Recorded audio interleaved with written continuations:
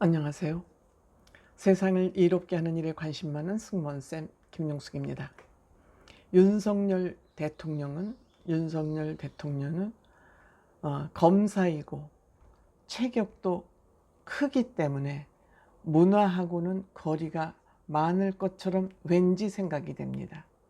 왠지 검사라는 직업과 윤석열 대통령의 외모는 문화하고 거리가 많을 것 같지만 윤석열 대통령은 부인의 영향을 받았는지 아니면 본인의 성향이 그러한지는 모르지만 굉장히 문화를 사랑하고 문화에 관심이 많은 대통령 같습니다.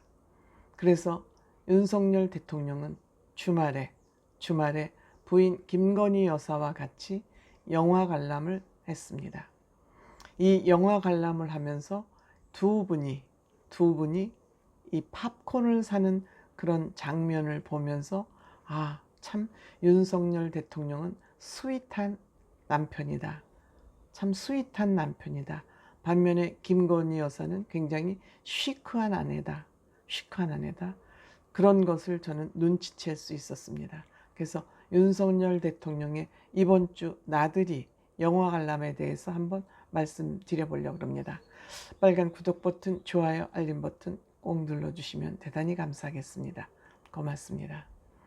윤석열 대통령은 취임 후 주말을 거의 집에 쉬지 않고 본인의 사생활, 대통령으로서가 아니라 본인의 사생활을 즐기고 있는 것 같습니다.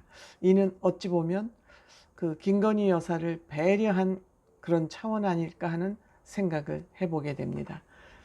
우선 윤석열 대통령은 이번 칸 영화제에서 나무주연상을 탄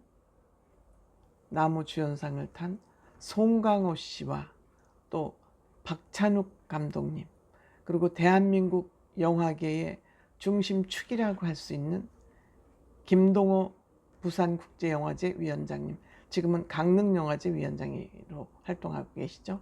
그 다음에 우리 국민 모두가 사랑하는 임권택 감독님 등 영화인 관계자들을 용산으로 초청해서 만찬을 했습니다.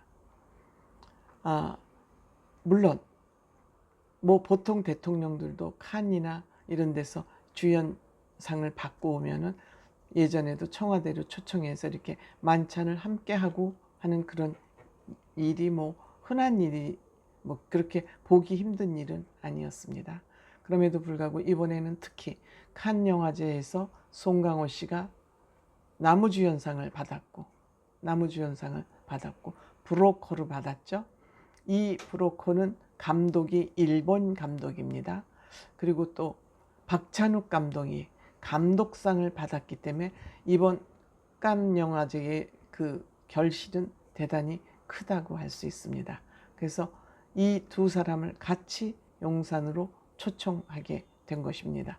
물론 초청하기 전에도 지난달 5월 29일 날 이들에게 축전을 보냈습니다. 영화계의 길이 남을 송강호 배우님, 송강호님의 뛰어난 연기는 우리 대한민국 예술 문화에 대한 자부심을 한 단계 높여줬고 코로나로 지친 국민에게 큰 위로가 됐습니다. 브로커라는 멋진 작품을 함께 감독한 사람이죠. 고레에따 히로카즈 감독님을 비롯 배우 제작진 여러분의 노고에 경의를 표합니다. 이런 축전을 전달한 바 있습니다. 축하의 메시지라 그래야 될까요? 그래서 이분들을 우선 축하해주고 구체적으로 이제 용산으로 불러서 함께 식사를 했습니다. 이날은 이분들과의 만찬과 또 영화 관람도 같이 한 날입니다. 저는 이 두 분이 윤석열 대통령 부부가 팝콘 사는 그 장면이 뉴스에 보도되는 걸 보면서 참 인상적이었습니다. 아마도 윤석열 대통령은 팝콘을 좋아하는 듯합니다. 팝콘을. 그러면서 이제 허니하고 마늘 팝콘을 이제 주문을 하니까 주문을 본인이 해놓고 부인 의견을 얼른 물어보는 거예요. 그러니까 가만히 부인이 있다가 무슨 팝콘이 없냐고 하여튼 물어봤는데 또 갑자기 생각이 안 나네요. 그러니까 그런 팝콘은 없다고 하니까 그냥 반반씩 의논을 해서 이제 그런 사는 장면이 비춰졌습니다. 그런데 윤석열 대통령이 그 부인을 쳐다보는 그 눈빛, 의견을 물어보는 눈빛, 본인이 먼저 주문을 해놓고 나서 미안해서 그 하는 눈빛이 좀 그렇게 달달해 보일 수가 없었습니다. 그러니까 또 부인은 나 그거 싫어, 나 이거 먹을래 하고 본인이 먹고 싶은 또 팝콘 이름을 대니까 그 팝콘은 없다 그럽니다. 그런데 윤석열 대통령은 그렇게 열심히 들여다보고 부인을 들여다보면서 말을 하는데 부인은 그냥 아주 시크하게 담담하게 그냥 본인 할 일만 하는 거예요. 그런데 이제 부인이 돈을 지불하기 위해서 가방을 열고 돈을 꺼내는데 그 돈 꺼내는 그 가방을 그렇게 열심히 들여다볼 수가 없어요. 그냥 시켰으면은 보통 남자 같으면은 그냥 이렇게 하고 먼 산 바라보고 본인 딴 일을 할 것인데 윤석열 대통령은 부인이 지갑에서 돈 꺼내는 모습까지 그렇게 세세하게 관찰을 하더라고요.